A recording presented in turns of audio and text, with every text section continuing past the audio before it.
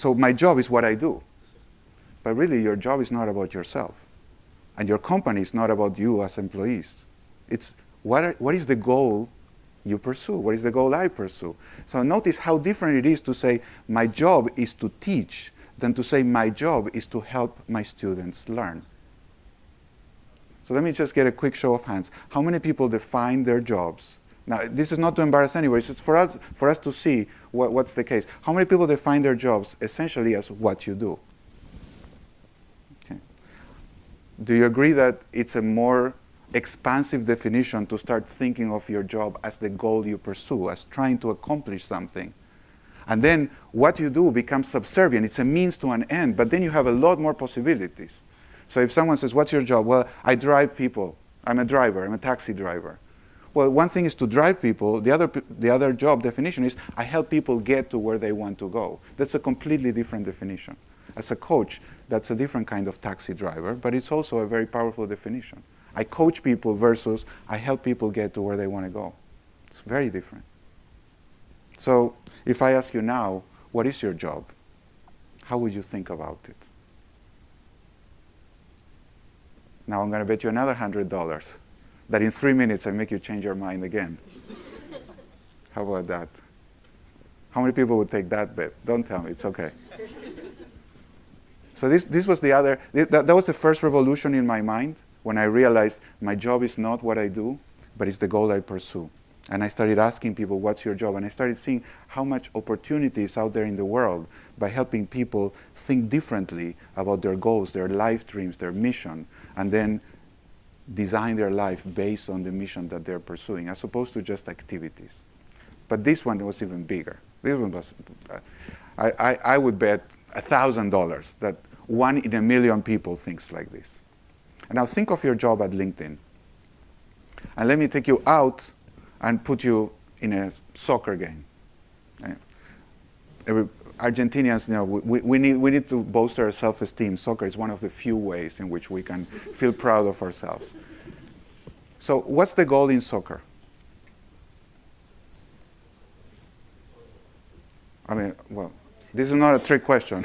I mean, now people are afraid. I'm not going to bet you anything. It's okay. No bets. What's the goal in soccer? To win. To win. You want to win. You play a sport, you want to win. So you want to win, you want to get the cup. Now, what's the job? This is the key question. What's the most important job? What's the primary job of every member of a soccer team? What is the job of every soccer player?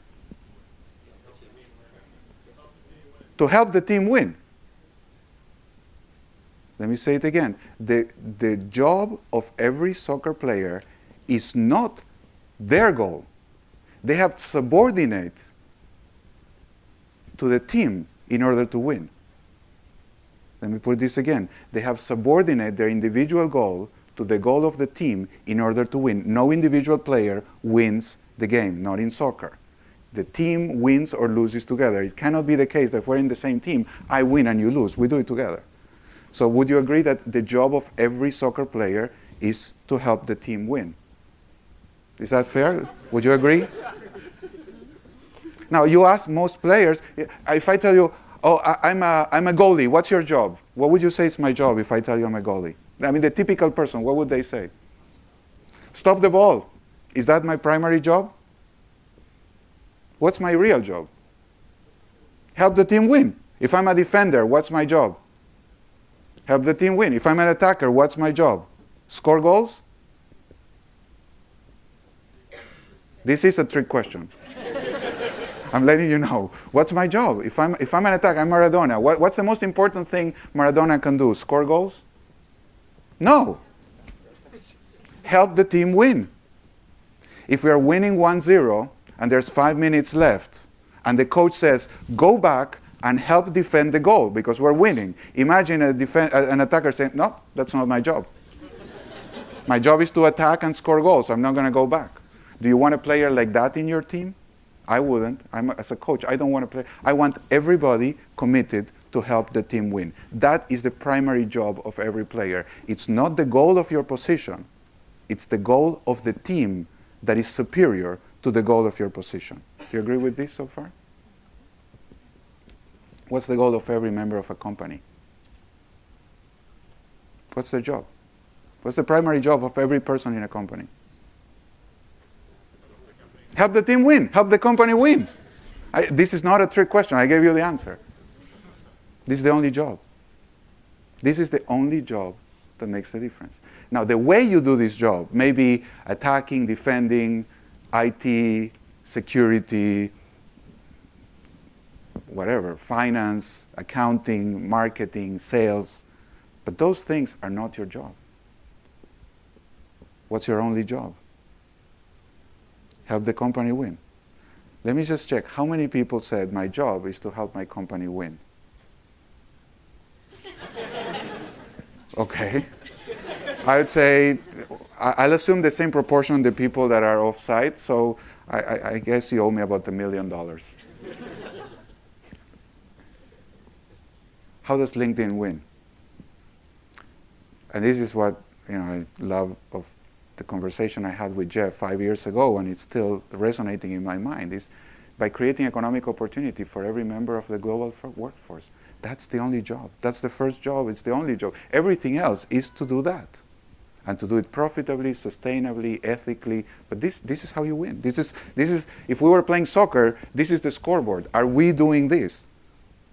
And it completely changes the way you think about your job. If you start thinking, how does this action go all the way out to help create economic opportunity for every member of the global workforce? Suddenly, even programming or preparing coffee or anything could be, how can this help every member of the global workforce have a better life through economic opportunity? And it radically changes. I'm proud to be here because I hope that the conversation we have today will help every member of the global workforce.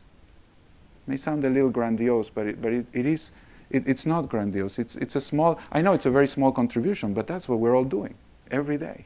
You are doing this. I feel proud to be with you doing this together. It's a completely different way to think about my job. Now, that's the good news. I hope you feel inspired by this, because now I'm going to turn on the cold water. Doing your job may be hazardous to your career. I have to warn you this. This is a very serious problem. In fact, this is why I left MIT. I researched this problem for 10 years. I couldn't find an answer. And I even couldn't prove that there's no answer. I mean, it's a horrible problem. There's no solution.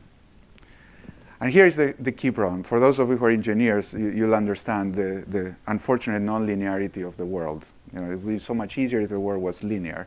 But in a non-linear system, in order to optimize the system, you have to sub-optimize the subsystems. That's a mathematical truth. This is not, well, in some companies, yes. This is just the way it is, unfortunately. In order to optimize the system, you have to subordinate the subsystems.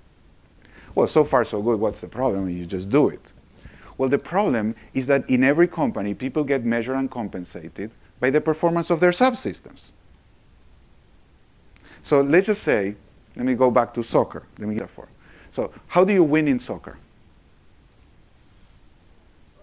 Not scoring goals. This is why the U.S. is so, we Argentinians know something you don't. I mean, you may have 500 times our GDP, but we know soccer better. How do you win? You have to score more goals than the opponent.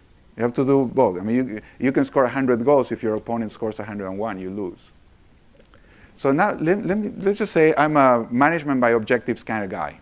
Okay, I studied Harvard, that horrible place on the other side of the river.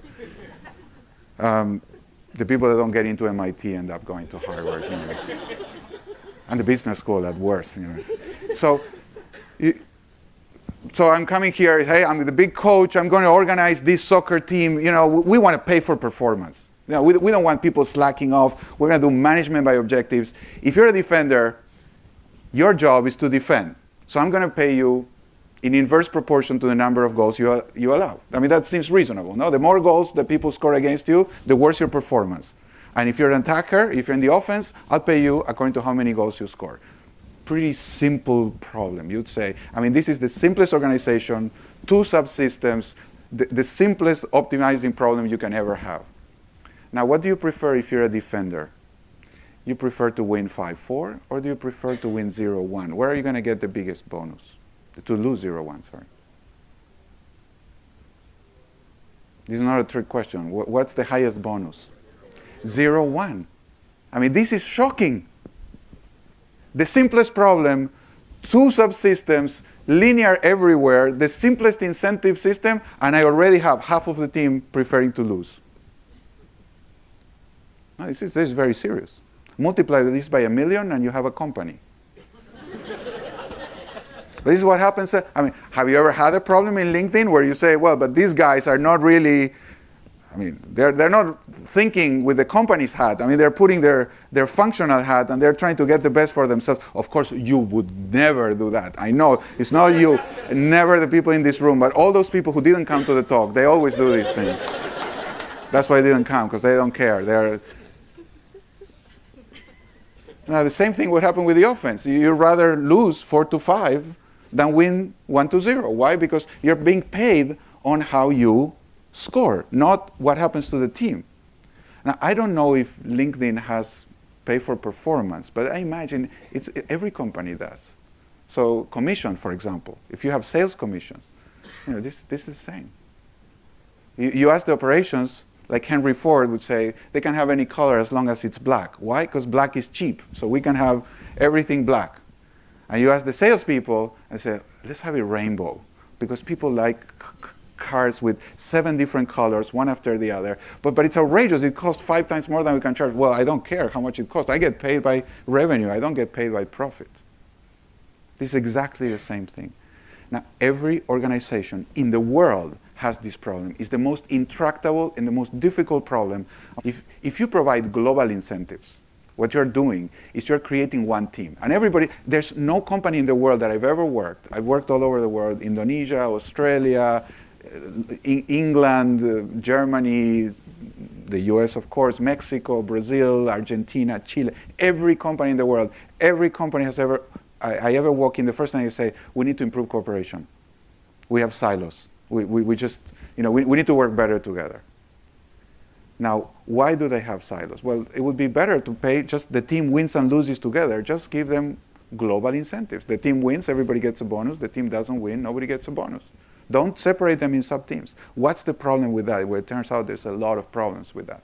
The first, I mean, of course, what's the good part of that? You get alignment, you get cooperation, because everybody's pursuing the same goal, and you get risk pooling. This is a little more technical, but because everybody works together, if you have random shocks, people like insurance, okay? So instead of having, you have a good outcome or a bad outcome, you can average across the board, and everybody likes that. This is a part of human nature based on, well, it's based on something that's called decreasing marginal utility. But believe me, this is the case. It's another logical fact about how human beings are. We prefer certain outcomes to risky outcomes when it's big enough. But what are the problems? The first is it's very hard to evaluate what's going on because it's very complex. When you partition a system, well, it's much easier to manage it.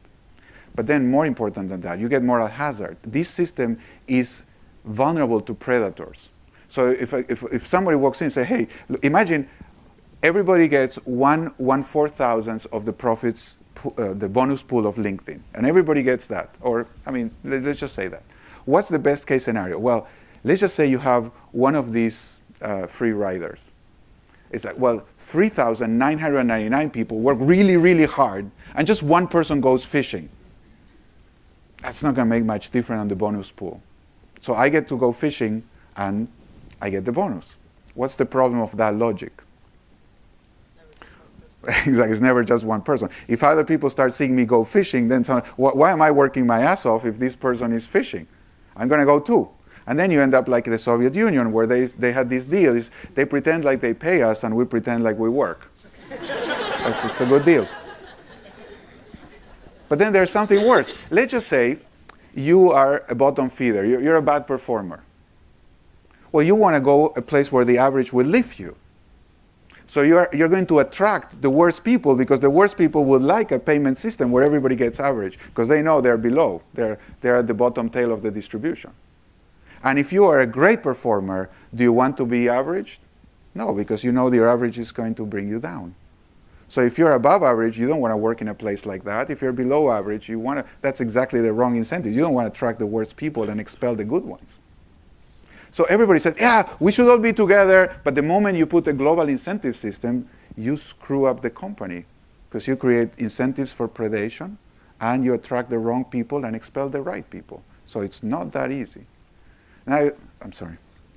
So now you have, well, let's do local incentives. But I mean, of course, you get excellence. People are focused, you have accountability, and you attract the right people. You're going to keep your tips. So if you're a waiter, you want to work in a place where if you're a good waiter and you get big tips, you don't want to average your tips. You want to keep them. But what's the problem? First is, I don't give a damn about any other table because my tables are my tips. So if those guys are starving to death and the waiter is not taking care of them, that's too bad for them. They sat at the wrong table. Next time, sit at my table.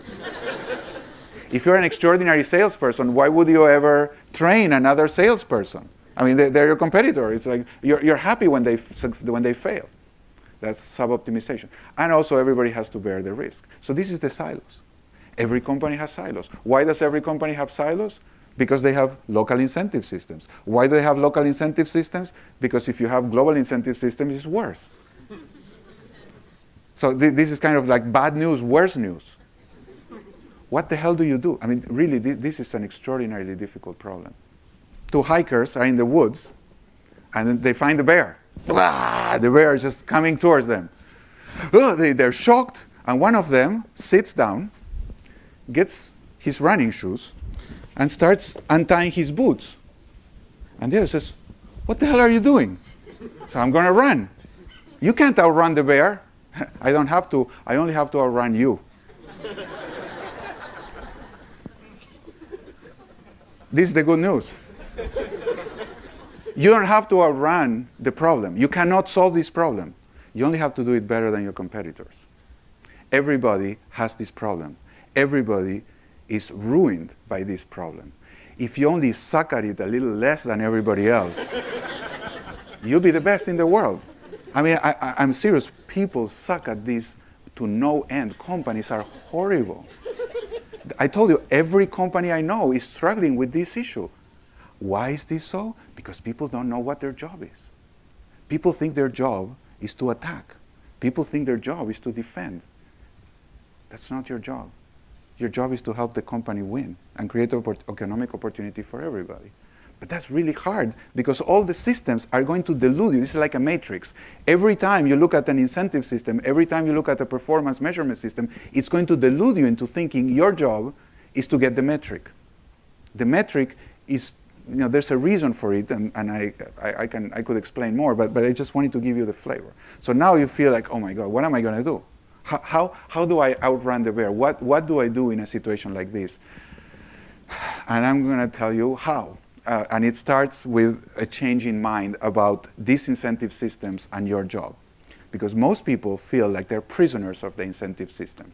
Everything that happens in the world, everything, you can divide in two vectors. There's a set of causes that are within your control and a set of causes that are out of your control. That's always true. Anything that happens you can explain with these two vectors of variables. The question is, which one would you choose? Now, for those people that think that it's gravity, and they choose gravity, and they only think of gravity, this is a miracle. What's the miracle? Well, I mean, gravity is there and it's not falling. How could that be? Gravity is what makes the apple fall. Now, of course, if you say let it go, that gives you operational power. The choice of the variable gives you tremendous operational power. But to get the power, you have to choose the variable that's in your control. If you choose gravity, you're doomed. You can't stop gravity. So if someone said, I don't want it to fall, so I can't, sorry, on Earth, I can't do this. But if you have the explanation in control, you say, of course, I don't let it go, it doesn't fall. Are we together? Why would anybody be so stupid as to choose an explanation that disempowers them? I mean, it sounds ridiculous, no? Have you ever been late to a meeting? Have you ever been in a meeting where someone else is late? I know, you're never late. The people that are not here are the ones that come, they're late here, they're late to the meetings. Now, you ask a person, why are you late? What's the typical answer?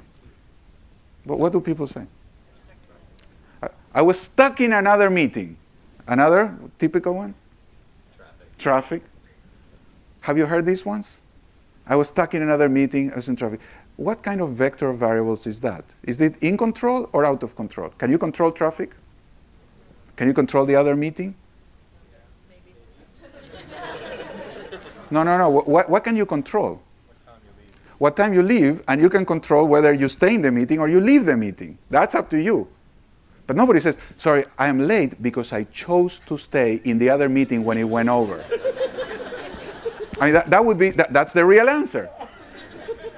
People say, I was stuck in the meeting. The meeting grabbed me. I just, let go. No, yeah, it wouldn't let go.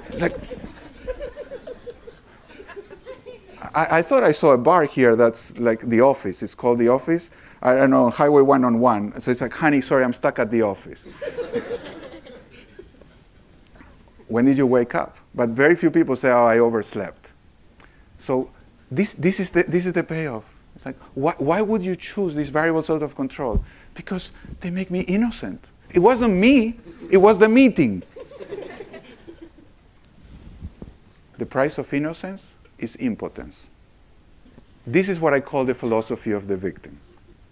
A victim is a person, now victimhood is not a moral injunction, victim is a person that privileges explanations with exogenous factors. That's what a victim is. Whenever something goes wrong, you choose an explanation that will focus on factors that are out of your control. Here's the counterface. The price of power is responsibility. But not responsibility in the normal way. You're not responsible for what happens. These people are not responsible for the escalator stopping. But they are what I would call players. They can do something about it. And this is a sense of, the player is the sense of ability to respond. I am not stuck because the escalator stopped. I am stuck because I don't know what to do when the escalator stops. It's what do you do when? That's ability to respond. Responsibility, understood as ability to respond. That's the philosophy of the player. It's what can I do? Now, it's very hard to be a player because we're all stuck in the victim philosophy that we learn when we're kids. As I was saying, my kids never came to say, Daddy, Daddy, I broke the toy. If you have kids, have you ever heard your kids say that? No. What do they say? It broke. It broke. So I'm glad in the US they also make suicidal toys. The harakiri type of toys. They break, and I say, where were you when it broke? Well, I wasn't there. It broke. And what about the milk? It spilled. Notice the very precise use of language. There's no subject in this sentence. There's no it. It's the universe made it spill. I mean, this is the kind of, those of you who know Advaita, this is kind of an Advaita way to look at the world. Things happen, just the universe happened. And why did you hit your sister? She made me do it. I mean, this is perfect. I didn't do it. She hit herself through me. She made me. Now, these people grow up, and then they work here with you. It's, sorry, the project got delayed. It got delayed. It's the same language. Have you ever heard that? It got delayed. We're trying to pull it out, but it doesn't want to come out. Or the file got lost. I don't know. It took the wrong turn in the network. We can't find it. It's too difficult. What does it mean it's too difficult? I don't know what to do about it. That's what it means. I don't know how to do it. But very few people say, I don't know how to do it. They say, it's too difficult. And of course, when there's a fight, it's your fault. Now, think of something bad that happened to you. And I'm going to tell you how to ruin your life. This is how you ruin your life. When something bad happens to you, ask yourself these questions. I'm putting them up there. I'll share the presentation with everybody afterwards. I mean, it'll be posted. But these are the questions that will ruin your life and will do the life of everybody around you. So I'm putting them here so you never ask them again. What did he do wrong? Why did he do it? What should he have done? What should he do now to fix it? So this is what makes you friends with people. You go home, your wife or your husband says, oh, I had a horrible day, and you click into these questions because you want to be nice. This is a drug. It looks friendly, but your drug dealer is not your friend. And if you deal drugs, you're not friends with people. This is what gets people stuck. These questions are really a drug because they make you feel like a victim. They give you the self-righteous indignation of the victim, but they disempower you completely. The idea is that everything that happens in your life, every result is the combination of the challenge versus your responsibility. What do you do when? So what do you do when the incentive systems are blinding you? What do you do when it seems like your job is to just do your job? That's the key question. Are you moved by a vision, by an aspiration that's larger than the incentive system? Or are you going to blame the incentive system for doing what you know is not the right thing? If you do not feel part of the problem, you cannot be part of the solution. That's the essential philosophy of the player. Everything that happens because I'm around. I have to do with it. I contribute to it. And the question is, what can I do to respond to this situation? Even though I didn't create it, I'm going to respond to it. So these are the questions that are going to, probably finish a lot of your friendships. So don't ask them either. I mean, I'm not teaching you how to ask these questions. It takes a little more preparation. But these are the questions that any good coach will ask his or her clients. How did you contribute to create the problem? And people say, I didn't do anything. Well, precisely. How was that a part of creating the problem? You doing nothing. What can you do now? And I say, well, it's not my problem. Oh, really? Who's suffering? Well, I am, but I didn't do it. So I don't care. If you're suffering, it's your problem. Anything that makes you suffer is your problem. And what can you learn from this so you don't do it again? These are the questions about the future. These are the questions about being able to respond. And this is everybody's job. So I'd like to finish and open it up for questions and comments by saying we saw three things today. The first is a question you can always ask, what is the goal? What are we trying to accomplish here? And the goal is not just my goal, but the goal is our goal. What are we trying to do here? That's why vision is so incredibly important for every company. What's the mission that brings us together, that inspires us to do something great beyond the incentive systems? Because incentive systems cannot drive a company properly. Why is this right? How is my proposal helping us? This is the logic of every discussion in the company. Should we go A or should we go B? Well, the only logic is which one of these two is going to help us accomplish our goal or fulfill our mission better. That's all that matters. But very few conversations in the company revert to that level of depth in terms of the discussion. And finally, whatever is going on in the world, what's the best we can do? Let's not talk about what we cannot do or this is not our responsibility. It's true, you did not create world hunger, you did not create unemployment. But the question is, can you do something about it? And that's what players do.